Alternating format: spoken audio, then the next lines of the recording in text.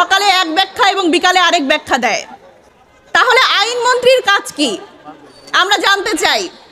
আমরা এমন কিছু গিরগিটি রাজনীতিবিদ পাই যারা ক্ষমতার পালা পরিবর্তন, পট পরিবর্তনের সাথে সাথে তাদের রং বদলায়। 5 আগস্টের পরে তাদের আহাজারি থাকে, তাদের কৃতজ্ঞতা বোধ থাকে, আর ক্ষমতার আসনে আসীন হওয়ার পর বেঈমানির মুনাফেকের সর্বোচ্চ সীমায় পৌঁছে যায়। মাঝে মাঝে দ্বিধায় পড়ে যায় যে সরকারটা কে চালায়। সংসদ অধিবেশনে বিরোধী দলীয় নেতা তিনি প্রশ্ন করলেন প্রধানমন্ত্রী তারেক রহমানকে, কিন্তু উত্তর দিলেন আমাদের মাননীয় স্বরাষ্ট্রমন্ত্রী সালাউদ্দিন আহমেদ। সুতরাং কে যে আসলে সরকার চালায় আমরা এটা বুঝতে পারি না। দেখলাম আইনমন্ত্রী বলেছেন যে এনসিপির যারা নেতারা তারা অর্ধেক বুঝেছে সংবিধান। আমরা বুঝতে চাই, আপনি আসেন আমাদের বুঝান। সালাউদ্দিন ভাই গত 18 মাস আমাদের একটা সলিম বুঝ দিছে, আপনিও আসেন, বাকিটা আপনি বুঝান। সম্মানিত সালাউদ্দিন ভাই, এটা এখন সবার কথায় আসতেছে, আসলে এটা আমাদের একটা জাতীয় ক্ষোভ, সবার কথাবার্তার মধ্যে ওনার ব্যাপারটা থাকবেই। এই যে আপনি বিবেক বর্জিত ভাবে জুলাই গণ অভ্যুত্থানের এই আবেগকে ছোট করে দাঁড়ায় দেখেছেন, আপনি যে একটা থিওরিটিক রাষ্ট্র তৈরি করতে চান, আপনি যে বাংলাদেশকে একটা ভ্যাটিকান সিটি করতে চান, আপনি সেখানে আমাদের সংবিধানকে একটা আসমানি কিতাবের মর্যাদা দিতে যাচ্ছেন। আপনি কিন্তু ভুলে যাবেন না, এই সংবিধান কোচলে কোচলে আপনাদের উপর তীব্র তীব্র অত্যাচার নিপীড়ন চালানো হয়েছে। বেগম খালেদা জিয়া এই সংবিধানের দোহাইয়ের নিপীড়নের কারণে তিলে তিলে মৃত্যুর দিকে ঢলে পড়েছে। দেখেন, যেই ক্ষমতায় যায় সংবিধান তার হয়, কিন্তু সেটা কি হওয়া উচিত ছিল? যেটা হওয়া উচিত ছিল সেটা হচ্ছে সংবিধান হওয়ার কথা ছিল সবার, কিন্তু সংবিধান যখন একটা ক্ষমতাকে কিয়ামত পর্যন্ত দীর্ঘায়িত করতে চায় তখন প্রত্যেকেই, এটা আওয়ামী লীগ হোক, বিএনপি হোক, যেই হোক, যখন ক্ষমতায় আসে তখন সংবিধানটা তার মতো করে রাখতে চায় এবং এটা শোকেসে তুলে রাখতে চায়। আমরা কিন্তু আওয়ামী লীগের সময় যেরকম দেখেছি কথায় কথায় সংবিধানের রেফারেন্স, আমরা এখনো সেই একই ঘটনা দেখতে পাচ্ছি। দেখেন, বাংলাদেশে একটি নতুন সরকার গঠিত হয়েছে, যেই সরকারের স্বরাষ্ট্রমন্ত্রী সারাক্ষণ সংবিধানের সকালে এক ব্যাখ্যা এবং বিকালে আরেক ব্যাখ্যা দেয়, তাহলে আইনমন্ত্রীর কাজ কি আমরা জানতে চাই। যদি স্বরাষ্ট্রমন্ত্রী সংবিধানের ব্যাখ্যা দেয় তাহলে আইনমন্ত্রীর কাজ কি? এবং দেখেন, আমি তো আসলে মাঝে মাঝে দ্বিধায় পড়ে যাই যে সরকারটা কে চালায়। গতকালকে আমরা দেখলাম সংসদ অধিবেশনে বিরোধী দলীয় নেতা তিনি প্রশ্ন করলেন প্রধানমন্ত্রী তারেক রহমানকে, কিন্তু উত্তর দিলেন আমাদের মাননীয় স্বরাষ্ট্রমন্ত্রী সালাউদ্দিন আহমেদ। সুতরাং কে যে আসলে সরকার চালায় আমরা এটা বুঝতে পারি না। আজকে দেখলাম আইনমন্ত্রী বলেছেন যে এনসিপির যারা নেতারা তারা অর্ধেক বুঝেছে সংবিধান। আমরা বুঝতে চাই, আপনি আসেন আমাদের বুঝান। সালাউদ্দিন ভাই গত 18 মাস আমাদের একটা সলিম বুঝ দিছে, আপনিও আসেন, বাকিটা আপনি বুঝান। দেখেন, যখন একটা দেশের স্বরাষ্ট্রমন্ত্রী সারাক্ষণ সংবিধান নিয়ে ব্যাখ্যা দিতে থাকে তখন আসলে আইন শৃঙ্খলা পরিস্থিতির কি অবস্থা হয়। সালাউদ্দিন আহমেদ স্বরাষ্ট্রমন্ত্রী, উনি 25 দিনের মধ্যে মানে ওনার ক্ষমতায় আছেন আর কি, ওনার দায়িত্ব গ্রহণ করেছেন। এই 25 দিনে আমরা যদি দেখি মিডিয়াতে আসা যে আইন শৃঙ্খলা পরিস্থিতির অবস্থা, বিএনপি নেতাকর্মীদের হাতে 12টা, হামলা সংঘর্ষ 70টা, চাঁদাবাজি 45টা, দখল ডাকাতি 30টা এবং ধর্ষণ 10টা।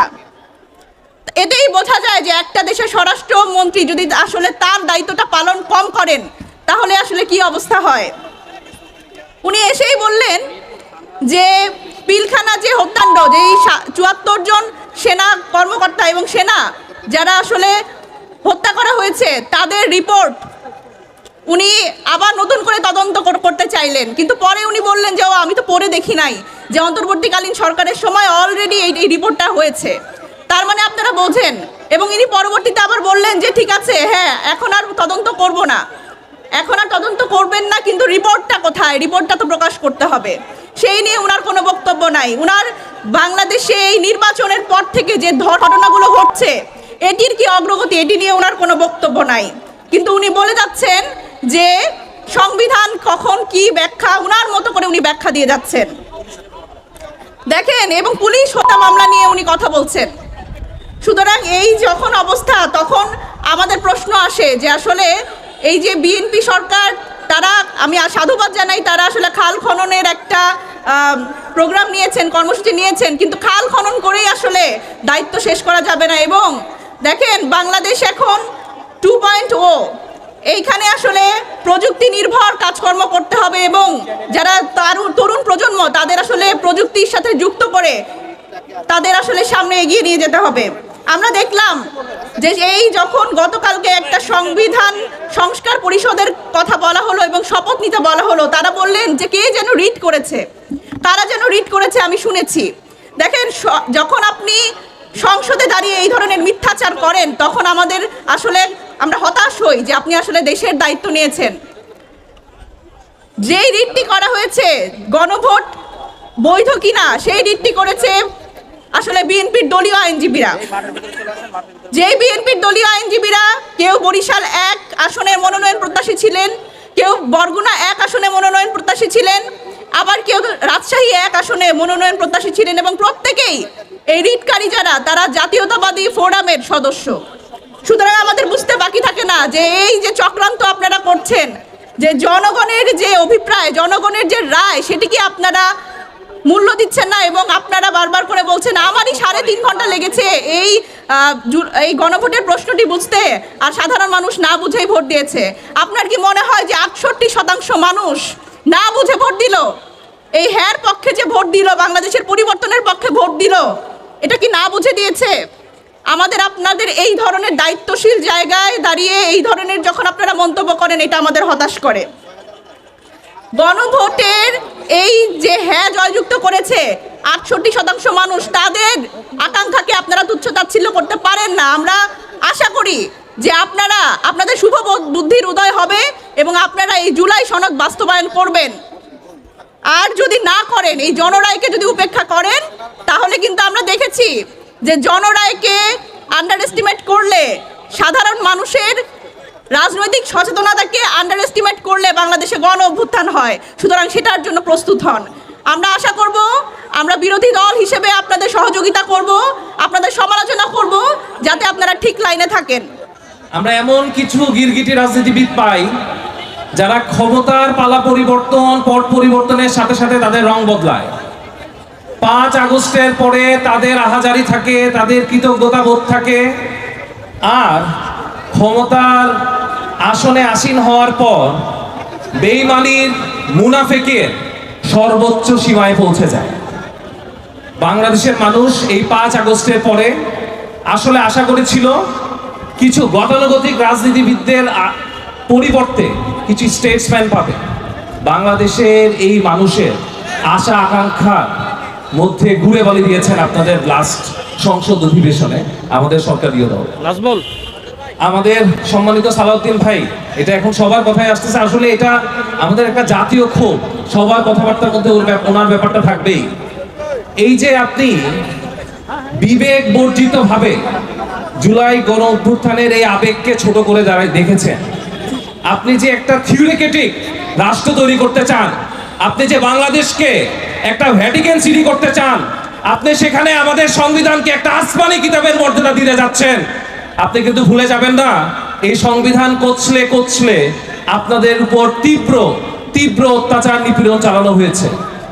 বেগম খালেদা জিয়া এই সংবিধানের দোহায়ে নিপীড়নের কারণে তিলে তিলে মৃত্যুর দিকে ঢলে পড়েছে। আপনারা সেই আশা আকাঙ্ক্ষার সাথে মুনাফিকি করতে যাবেন না। আপনাদের অনেকগুলো চ্যালেঞ্জ আছে। আমার কাছে কেন জানি মনে হয় আপনারা আপনাদের এই চ্যালেঞ্জের জায়গা থেকে সরে এসে অভিনয়ের জায়গায় পারদর্শী হয়ে আসেন।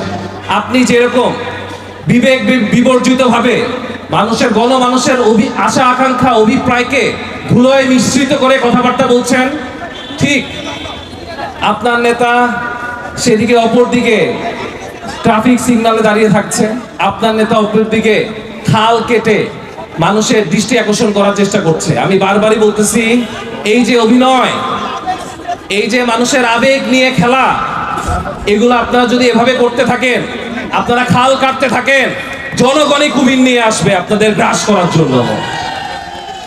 আমরা বারবার বলতেছি, আপনারা গণতান্ত্রিক রাষ্ট্রের ম্যান্ডেট বুঝেন, যেখানে গণ রায়ের অভিপ্রায়ের উপর কোনো কেতাব থাকবে না, কোনো কেতাবি কচলানো যুক্তি থাকবে না। আপনারা যেদিনই এই কেতাবি কচলানো যুক্তিগুলোকে জনগণের গণ রায়ের উপরে আসীন করার চেষ্টা করবেন, তাহলে জাস্ট 1.5 বছর আগে ইতিহাস, সিনারিও, পরিণতি আপনারা অবশ্যই বিবেচনা করবেন।